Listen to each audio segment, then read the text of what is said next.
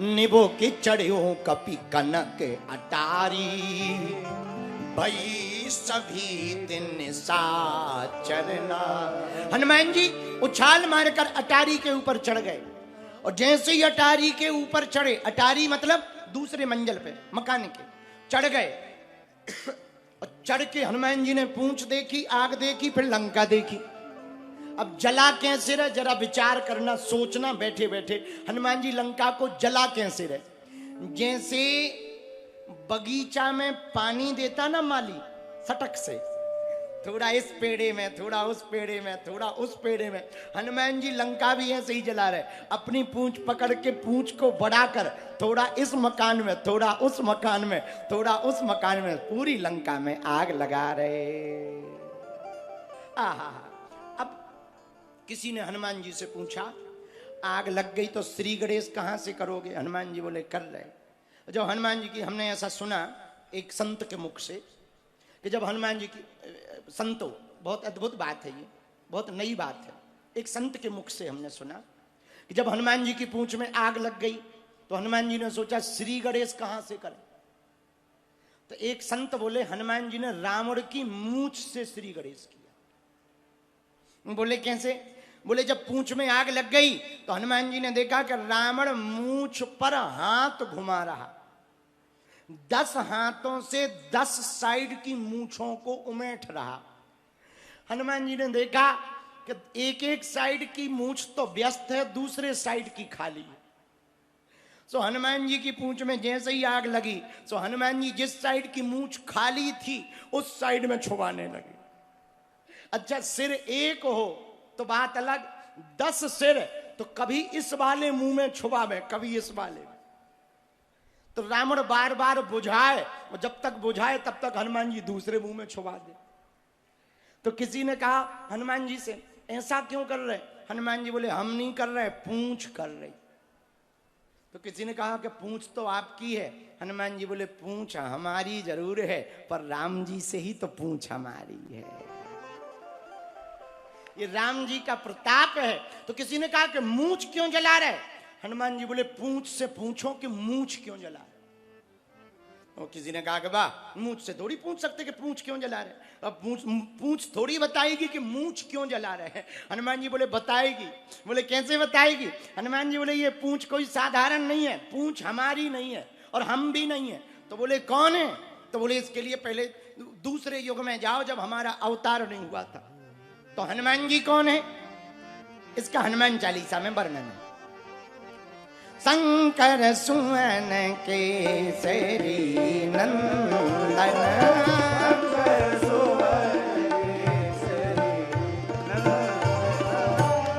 हनुमान जी कौन है? देखो, केसरी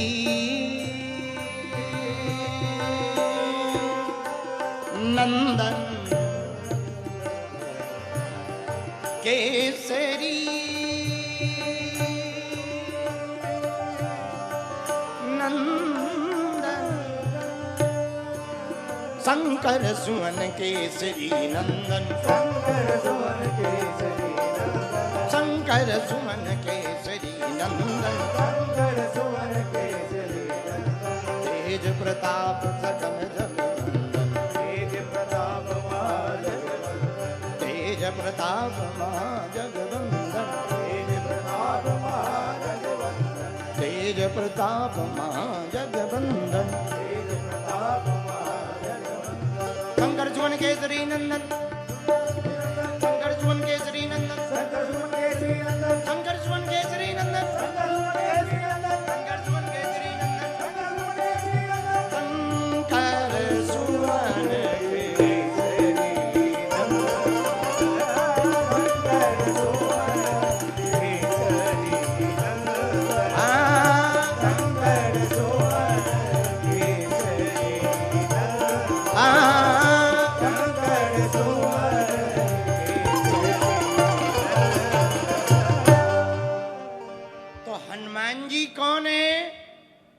शंकर जी। और शंकर जी कौन है? हनुमान जी। बोलो बोलो, शंकर जी कौन है? हनुमान जी। और हनुमान जी कौन है? शंकर जी। अच्छा शंकर जी हनुमान जी हैं तो पूंछ कौन है? पूंछ कौन है?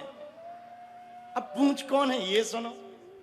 जिस दिन शंकर जी ने निर्णय लिया कि हम बानर बनेंगे, क्या बनेंगे? बानर। क्यों?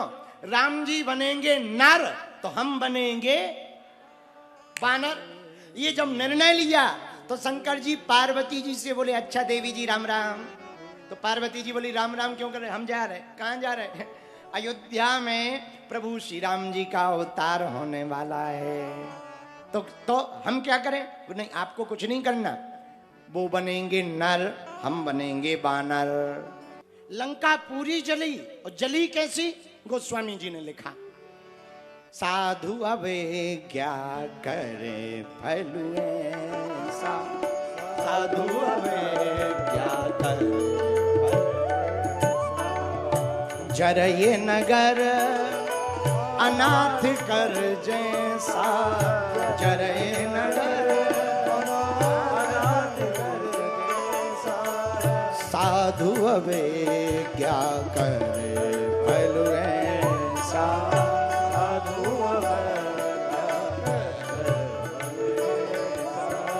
साधु अबे क्या करे फैलू ऐसा, साधु।